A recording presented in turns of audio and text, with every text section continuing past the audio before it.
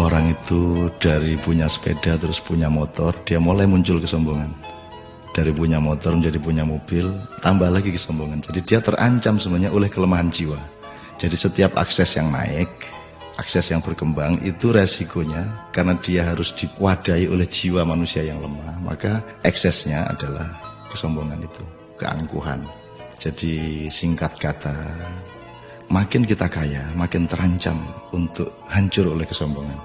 Dan ini bukan hanya soal kaya, makin pinter juga biasanya makin sombong, Mas. Jadi ada yang namanya kesombongan feodal, itu untuk orang-orang kaya.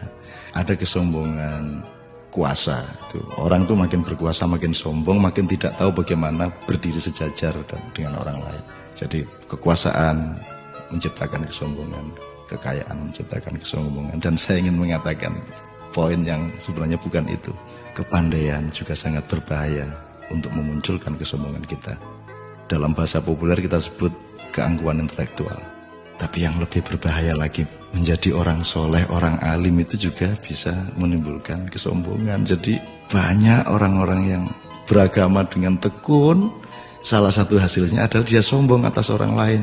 Diam-diam selalu merasa lebih hebat dari orang lain, lebih masuk surga daripada orang lain, lebih diterima Allah oleh orang lain.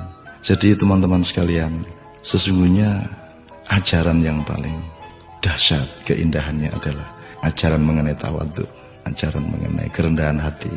Jadi orang sholat, orang beribadah itu adalah latihan untuk mencampakkan diri, bukan untuk mengunggul dan menegakkan diri. Mencampakkan diri di hadapan Allah. Kita bersujud-sujud tersungkur-sungkur supaya kita siap untuk berlaku rendah hati kepada siapapun.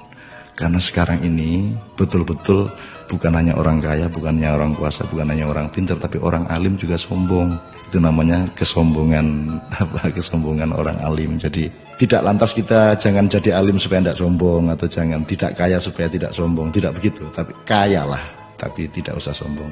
Kuasalah, tapi rendah hati.